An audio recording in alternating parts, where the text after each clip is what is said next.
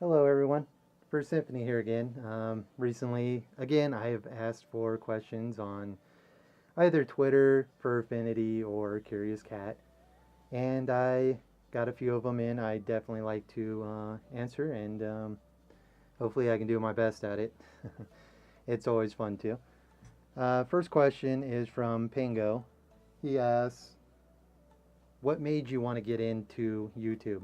Um, I guess it was just me wanting to, it's always you wanting to put yourself out more and be seen more in the community, I guess. I guess that it would be that, but it would also be trying to put out myself as just being myself, and put out more of a relaxed atmosphere on both my streams and my videos in general. I would like to have where a lot of people just have somewhere to come and hang out on nice and relaxed streams, or just watch videos that are of a different nature than most of them. I definitely have enjoyed very much the community that has started with the channel so far. We get a lot of regulars into the streams, and they've been a lot of fun so far. I think that's one of the top reasons that I would want to start YouTube and why I did. So that's basically it. I'd like to think that I have kind of a different, more relaxed air about myself, and maybe that's what I'd like to share on it and why I got into YouTube. It's been a journey so far. I've really enjoyed it though, and I really do thank everybody that has come in and seen the videos or watched the streams and given me their time. It's been great. It really has been. Second question is from Saffron, and he asks how I came up with blue on my fursuit, or fursona in general.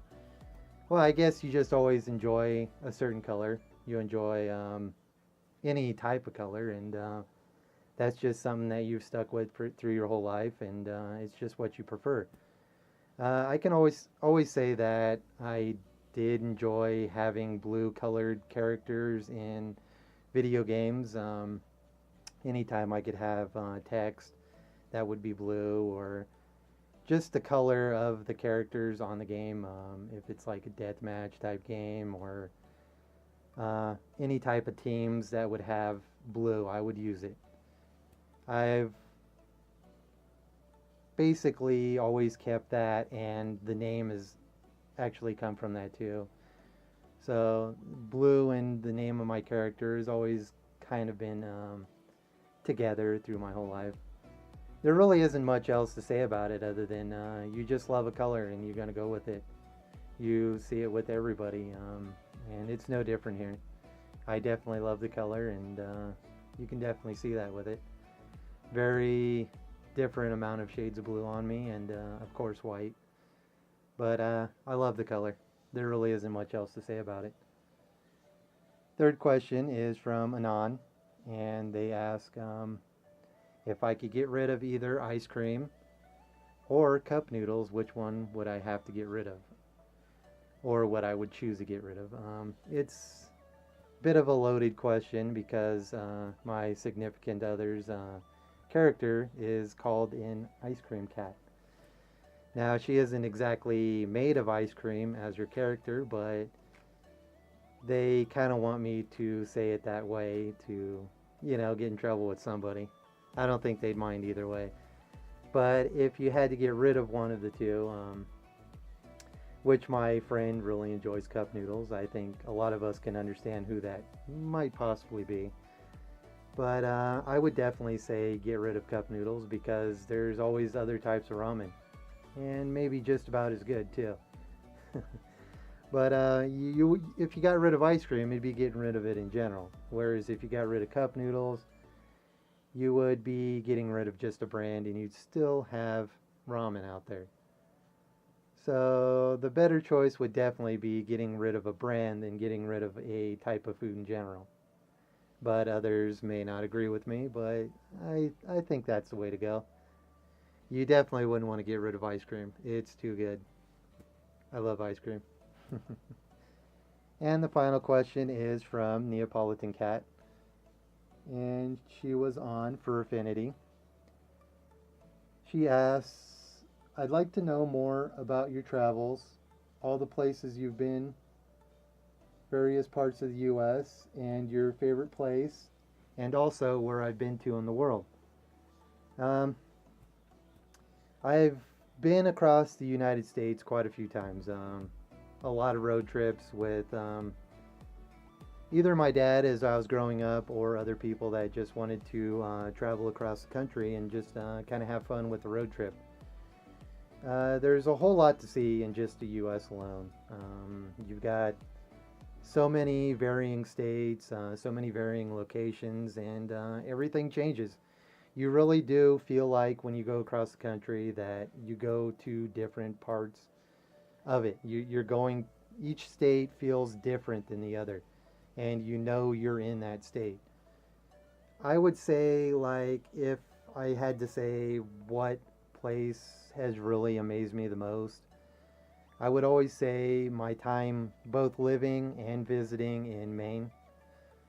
Especially Acadia National Park is absolutely amazing, and I think everybody in the world should go there at least once.